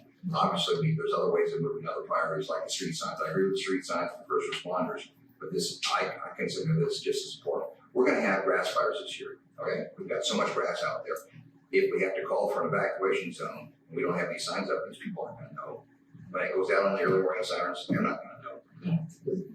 Yeah, it's a concern that we all share, especially with the overall county going to a zone basis where every square foot has a zone tied to it. There's a lot of numbers floating around. We need our community experts. And driving on our roads creates a lot of road experts, right? And so these signs will help communicate and have that tool that's a constant reminder, hey, I'm in zone 4 now. I just have zone 3. It'll help. So that's an expansion project, again, that shows up as it's budgeted, it's also expenditure, and it's also on time, and that's why our overall budget is higher this year as well, $600K that project alone. I mentioned the community park upgrades. The playground surfacing is in need of replacement. This year, that's something that really, since the town has built the community park, we've not invested in the maintenance of that facility. The rubber tire mulch has exceeded its lifespan in that project. And again, the town is not, we don't have a Parks Recreation District. We don't have a Parks Recreation Department. The town has a Parks and Recreation District, obviously, Paradise Recreation Parks District. So Can we talk later about that? Yes, and again, if there is, you know, at the pleasure of the council, a future discussion, I do, between the landscaping costs, which are about $60,000 a year, obviously the playground is getting old, the rubber tire mulch needs to be replaced, that's gonna be about $50,000 just to replace that rubber tire mulch. So I'd be glad to take direction from the council on any discussions related to the community park. But there is an increase in the overall budget, about $75,000 associated with those projects. I'd like to see us bring that up. Yeah. The rubber tire mulch is really, really hot, kids can be on hot summer days. Yes. I would not look at replacing it with that. Yeah, well, we are not interested in replacing rubber tire mulch. It has an odor. It's a great program to repurpose recycled tires, but I think there's better uses for that. And so we'll look at something more traditional and you know, kid friendly. Also, you know, we do include a $250,000 special project for the finance department investments, and I'll be the first to tell you, serving as interim town manager and getting a broader view of the organization as a whole, I've seen investments occur in every department except for finance. And so, especially with a new finance director and a changing team, we really need to ensure we have the support, tools, services, software, supplies, whatever it is needed to serve that department well and scale up as far as how to manage these funds that are passing through the town. And so we're proposing a $250,000 budget to really allow the department to hire some additional help, support with policies and procedures, and developing reviews of maybe even the master fee schedule or other public documents on how we evaluate, you know, even indirect cost rates on some of these reimbursements. We talk about, it's a complex discussion on indirect cost rates, but if we were to have a study that shows that our overhead for grant-funded departments, the overhead actually bears a lot of that cost even though employees are working on a grant-funded project. And so right now we rely on what's called a de minimis rate. And what that means is if we bill for $100,000, we can, of projects we administer, we can request $110,000, 10% addition, to recover kind of the overhead costs of the employees and the time to implement that project. In absence of but I'll say many communities have indirect cost rate studies that show that that 10% is really not adequate, have 20 or 30%, where you add a surcharge on those reimbursable expenses to recover the burden of the overhead costs of that project. And so right now we rely on 10% de minimis rate, which legally we're approaching a threshold that we won't be able to rely on in the future, where it would go down to zero. And so that's why part of this budget is to include a review and establishment of really essential services allocation across departments, and then also indirect cost rate analysis for maximizing our full cost recovery of what it takes to do these projects. And so that's something new. It is quite general. Obviously, our finance director is getting comfortable in the position, be able to identify what is the best use and put this project out to bid and get some consultant support for these reviews and documents to be really effective moving into the future. So that's new in this year's budget. So most of the grants have like a 20%, 10% administrative fee. Are you saying that we're not collecting those now? So they have budgets. So they have budgets for administrative direct costs. And we are able to draw down from that budget based on our indirect cost rate, which is 10%. So Right. yeah, we collect, but we could be collecting more is what I'm trying to say.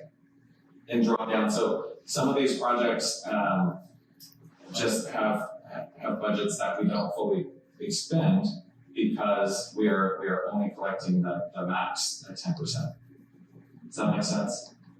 Well, yes, what you're telling me makes sense. Why we haven't been doing that doesn't make Well, sense, but that's okay. Because we don't have an approved indirect cost rate, which properly calculates the differences between what the impacts of those staff are on sources that are covered through the general. That needs to come to us to get that. Yes. So does that mean Or if, we just times it. we have a grant we apply for, Yep. got, if we couldn't negotiate a 20% or whatever our actual costs were, once we had the study, does that mean we wouldn't get the grant or we will apply for it or what? No, so We just have to have that nexus in order. yeah, we have to have the study to increase the indirect cost rate from 10% to whatever it truly is. And we've never studied it in my entire career with the town. Okay. Never. Okay. And so that's why we're saying that this is a priority. What have you been doing? I thought you were serious. This morning, That is good. I'm not ready for jokes. Okay. Okay. I'm close. No, you guys. Public Works landscaping support. So this is one of the efforts we mentioned about our small streets group. So we're looking to contract as much as possible to really support and augment our team with leveraging the private sector and helping support our increased landscaping. You see a beautiful picture of the downtown. Obviously that, and then we have many facilities we're already contracting with for the brick, for the park I mentioned earlier. We'd like to increase the landscaping support through private contractors to cover the downtown, to cover continue covering the park. Also our park and rides at Skyway, our park and ride at Pearson, Town Hall, PD. And so we need additional budget there and that 30,000. And what that does when we leverage contracts to support our public works team is it allows them to keep doing the priorities set forth by the council and community, whether that be hazard fuels reduction, signs, snow plowing, drainage. And so this is something new in the budget for this year, this general fund. So as we kind of close down the presentation and kind of open to more broad questions, is I do want to give an update that we are planning to present a fiscal sustainability model update in August. So this is a snapshot of the prior model years of how our traditional revenue took a huge impact as a result of the Camp Fire, and then our base and recovery is going to continue to restore the traditional revenue base that most communities enjoy. With that, we are relying on the pro funds to supplement and perform that bridge to balance our general fund budget moving forward. And so you see an overall reduction in the use of those funds as the increase of property tax and other revenues are restored.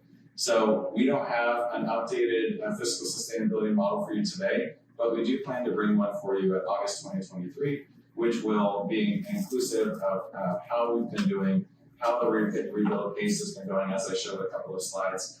You know, what are the impacts of our investments? You know, obviously we were hit pretty hard in 2022, and we've had some good progress here moving forward. But again, we need to have an eye on this, and we need to have the community to see what we're doing with these funds and how important they are to last and serve the community. You know, while 2045 sounds like it's a really far time away, it will be here around the corner. And no council really wants to be in a position making really tough decisions about the things we do today because we weren't properly planning.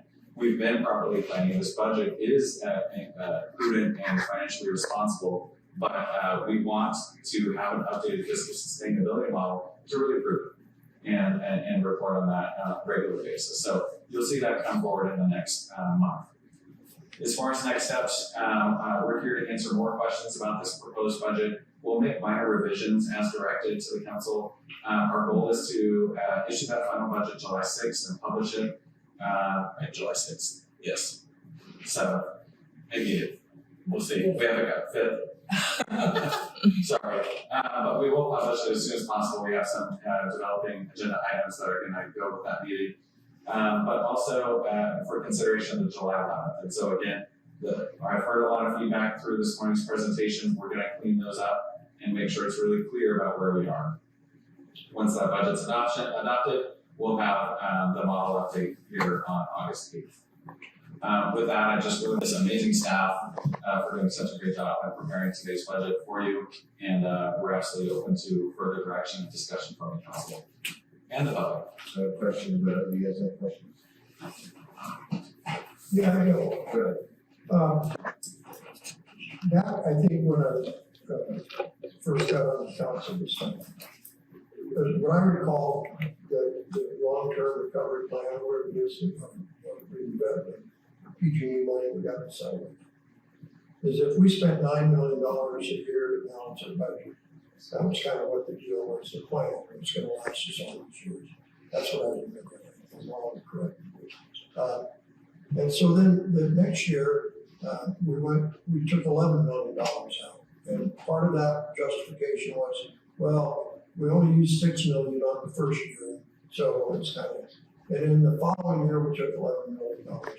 And then now we're taking another $12 million out. And I'm just curious, we're not gonna get this update on that model or that plan until August, but we're gonna approve this agenda in a couple of weeks. And so it's kind of like, I mean, this budget, that's my only concern. It's like, what does that look like if we're gonna be taking 12 million, I mean, how did that change? You know, just using those numbers without the, you know, that's, I'm just curious, how do we do that? Well, you bring up a lot of great points, and those are ones that I've considered as well. And so this fiscal year, and the recovery is obviously unprecedented, and we are remaining very, very happy. It is my hope and goal that as we present future budget years, and we have to be close, where the increase in revenues outpace the increase of use of pro funds that need to be balancing the budget. And so I think there's a lot of indicating factors that are really important there that are showing we're trending in the right direction, but we're not there yet.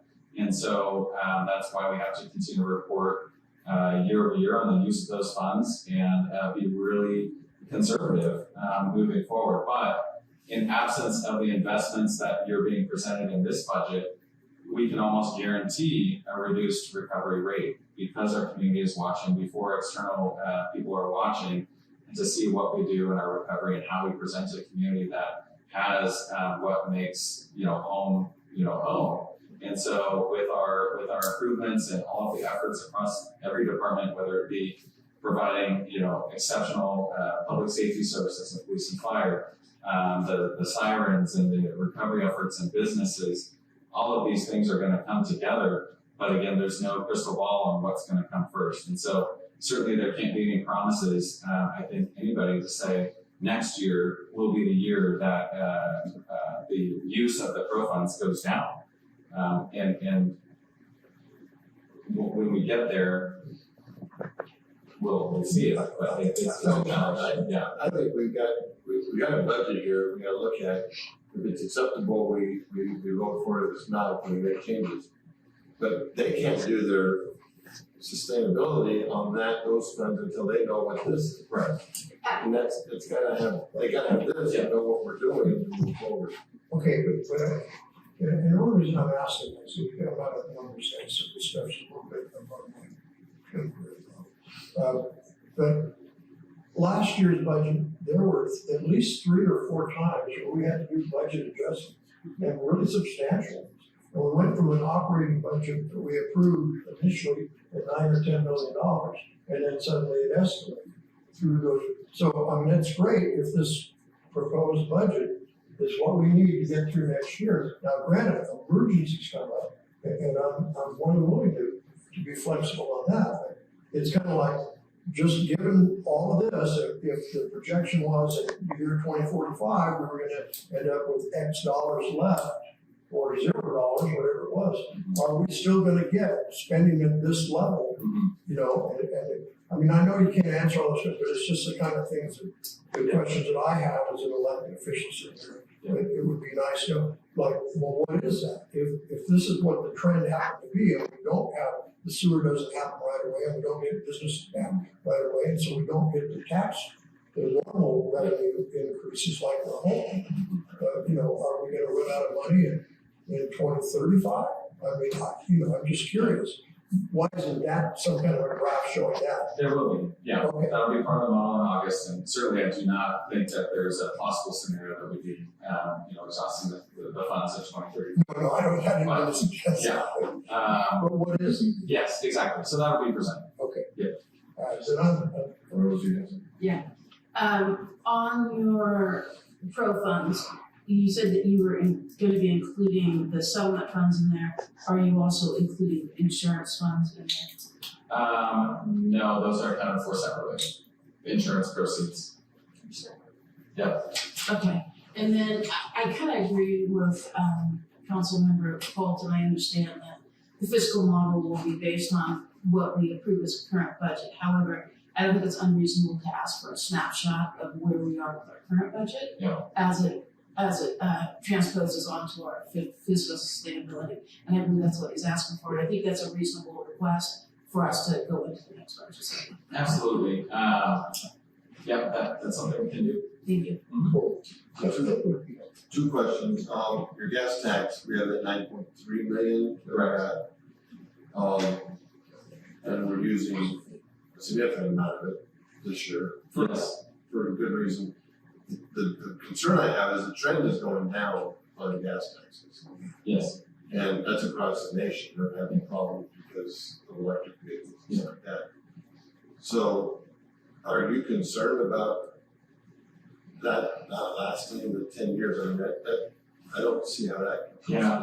I've been very concerned along the way, and honestly, up until probably 9 months ago, I was, we were gonna have no gas tax. And I should say 9 months ago. I should probably say 14 because it was approved in the last budget. But there was, we did communicate, to the council on those kind of challenges to watch. Was, hey, we're facing a cliff when the census becomes effective. The gas tax revenues are going to drop, and then now your gas tax, your public works department is essentially, coming from the same funding that police and fire are, general fund. And so the fact that we were able to secure 9.3 is incredible. It's not going to last the entire lifespan of the recovery, and so that's one of those data points that goes into the fiscal sustainability model, is to show that decrease that we now are very aware of when that'll happen. And I think it's going to be 8 to 10 years of kind of support in that out of that 9.3 million to bridge the general fund commitment to public works. Okay, well, I know like in the PG&E funds, we set aside 10% just as a slush. Yes. And I'd like to see us do something of that sort, just so that we have a rainy day fund off of that sits out there. Absolutely. The other question is, what I'm understanding from you is we're paying our bills to the contractors that are doing the work out of the general fund. And then we turn around and we get reimbursed back into the general fund. Correct. And by doing that, I understand that satisfies our subcontractors. I mean, Correct. as a contractor, I like to get paid. And that's all good, but it does keep those funds from being used in making any interest rate. Yeah. How long is it taking to get those funds? I mean, I know that's kind of like, you can't really give me a number. Is it taking months to get the reimbursements? Yes, it does. And so, when the expenses incurred, well, first, the contractor X, say it's not for construction, we're $4 million progress payment, right, for payment. So that takes 30 days for us to get them paid. Then it takes us about 30 to 40 days to get the reimbursement request, which then takes another 30 to 40 days for the check to get cut and the cash back to the town. So overall, from the time that it's paid, it can easily be 3 months. And what you're seeing in the proposed budget, sorry, Mayor, I'll finish this last point because I think you're onto something, is why especially the housing department and the time and reimbursement requests, and why we're adding 3 essentially FTEs, permanent, not just temporary, is to do better in streamlining that process of expense to reimbursement. So from what I understand is that right now we currently have, I want to say $3 million of floated costs out of the housing department that has not been reimbursed. And so we're doing that right now, and the staffing is going to help keep that and catch that up and make sure that situation doesn't develop again. And then on the public works side is to tighten that schedule up as much as possible so that the checking account doesn't have to kind of be stressed for so long. Okay, well, I'm glad to hear that. I know in my industry, when you're doing larger projects, 45 to 60 days is not unheard of to get your money. Yeah. I don't know in this industry whether 60 to 90 days is normal time frame to be paid. I know 30 days is quick. Yeah. For anybody. Yeah. So we're being good to them, but we're doing that at an expense to ourselves. Well, unfortunately, the funding programs don't allow a different process. We have to provide copies of the check to get reimbursed. And so we can't run the check and hold it.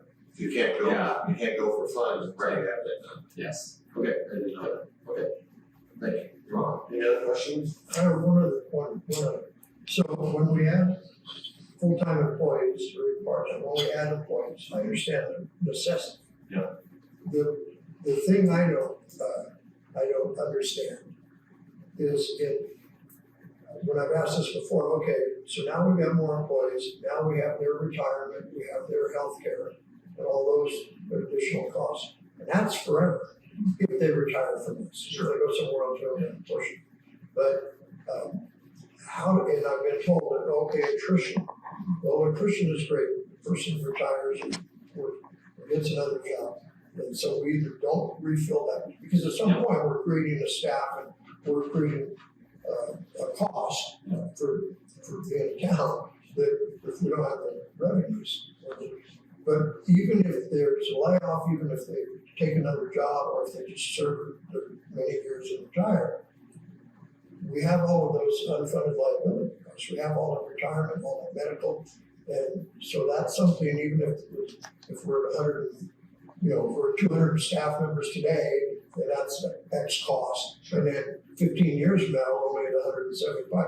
We're still paying all of those retirement things, all those health things. How is that figured? Is that figured out? Yeah, that's certainly something that we are looking at with the long range view, and will be reflected in the fiscal sustainability model. Is kind of just those assumptions and understanding that, like you said, people are going to leave. Our overall recovery is going to be easily another 20 years.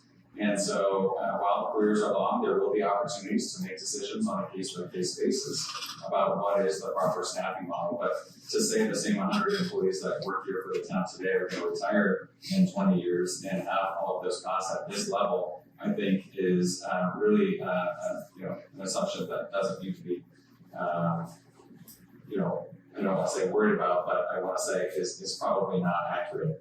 Just as we were showing the rebuild pace, if the trend that were to continue permits per month, 28 to 30 per month in perpetuity, I'd imagine over the next, especially as the backlog of projects are completed or the developments and rebuilds, that if there's opportunities that a plan reviewer that we're not fully utilizing, that if they find another job or do something else, we can evaluate. Is that something we want to backfill at this level based on the pace and the workload ahead of us? And so that can apply to literally every department, and especially the ones that are really funded through these capital projects that are easily going to bridge us, another 8 years to complete, between sewer, $200 million of infrastructure projects. Yeah, and I don't mean to be negative. We were only 18 square miles. Yeah. That's all we had in the town. And so we were pretty well built out pre-fire. There's a few things. One of the dilemmas we saw is not just an interest rate outcome, but it's just the inability to get insurance. I know people, one of them, I bought a lot next door to me. So, and I know people did that. They took that opportunity to buy other lots to where they don't have any right next door. So our ability to develop, even if we max this whole town out, there's going to be a plateau at some point. And I just think about stupid stuff like that. So I don't know if that makes any sense, but and I'm more concerned not about the number of employees. We have those other costs. And one of the things we talked about with some of this money was to maybe pay down our unfunded liability or deal with that. So that's another discussion we're going to have later on. Yeah, we have been looking at that, and that's a very nuanced discussion that I can't even understand, but it actually is not in our best interest to pay down our unfunded liability. So Maybe down the road. yeah. Okay. Is there any other direction for anybody? Just real quick, can we get a copy of your presentation? Absolutely. I was trying to take notes. I am so sorry. Normally that's a standard operating for us, and today was a joy. So we'll get that right now. If I can just get a copy just in case.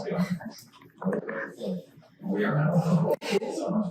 Okay, you have directions and you know where to go with this? I do. There's no vote. No vote. All right. Thank you, Council.